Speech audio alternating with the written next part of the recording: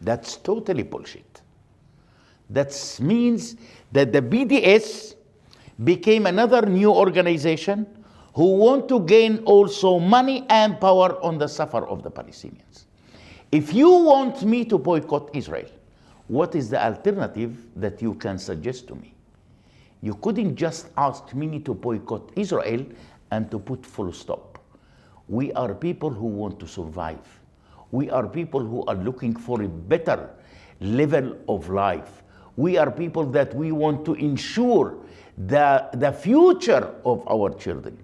If you will come today to any ordinary Palestinian and asking him what are the most three priorities that you are seeking, he will say a job to survive.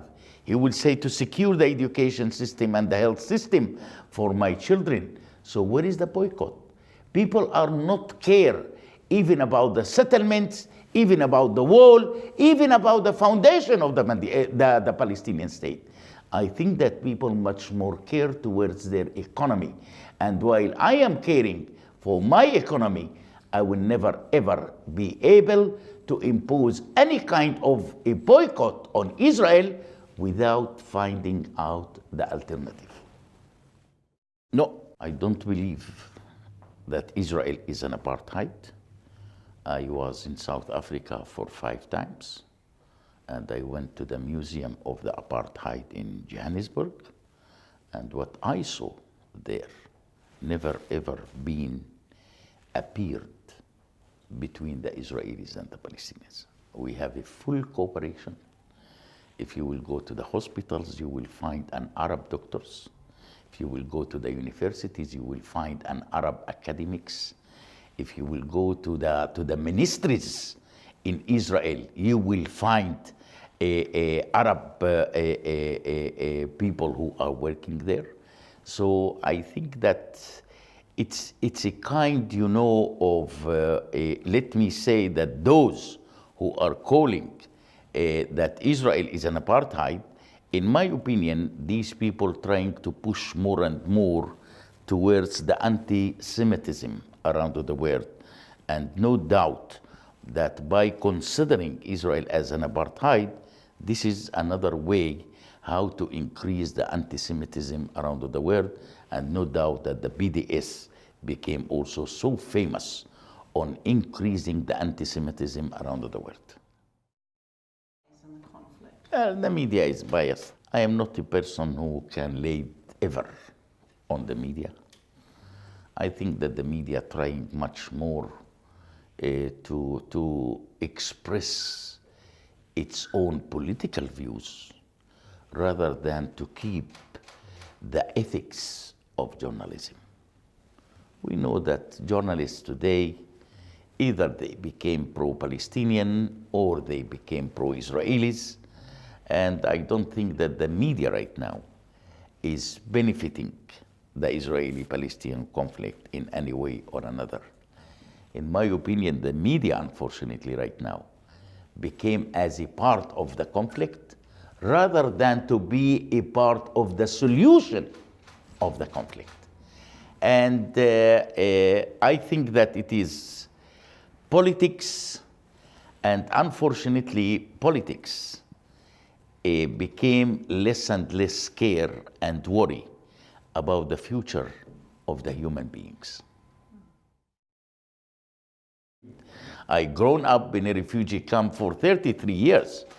I think that the UN became one of the biggest corrupt organizations around the world. I think that the UN is still lying on the Palestinians towards the issue of the right of return. The majority of the Palestinians in the diaspora don't believe that the right of return will be applicable one day. Listen, you are talking about almost 4 generations since the 1948 war. These people almost developed in different countries.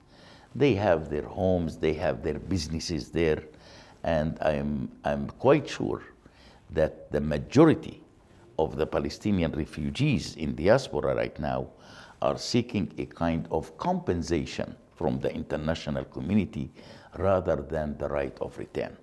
I was being told that directly from the Palestinian refugees in Lebanon, in Syria, and in Jordan. And I think that the Palestinian refugees diaspora right now are so frustrated, so hopeless from their own leadership, not from the Israelis, by the way. Because what is the Palestinian leadership is really doing in terms to improve the situation of their own people right now in the refugee camps, especially in Syria and in Lebanon. Bashar Assad is butchering the Palestinians right now in Al Yarmouk refugee camp. No word from the UN, no word from the international media, no word from the leaders of the world, and Bashar al-Assad feeling so comfortable while he is butchering human beings every day. What the Palestinian Authority trying to do? Do they try to protect these people? Do they try to transfer them to a safer place? I don't think that even the Palestinian Authority itself is aware on what's really going on right now in Al Yarmouk refugee camp. See, we, the Palestinians, have a lot of conflicts. It's not only the Israeli-Palestinian conflict. We have conflicts with the majority of the Arab countries. Sometimes I am asking myself as a Palestinian, how much really Arab countries are in favor in the foundation of the Palestinian state? I am doubt if there is even one who is supporting the foundation of the Palestinian state. On what's going on in Syria right now, the Arab countries calling the UN to take measures. But what you are doing, why you are not, as an Arab, trying to take measures? Why the United States succeed to create a coalition to hit ISIS in Iraq? What about the Arabs? Why the Arabs are not creating such kind of coalition to start hitting the army of Bashar Assad and even Bashar Assad himself? But unfortunately, it looks like that the life of the Arabs became so cheap to their own leaders.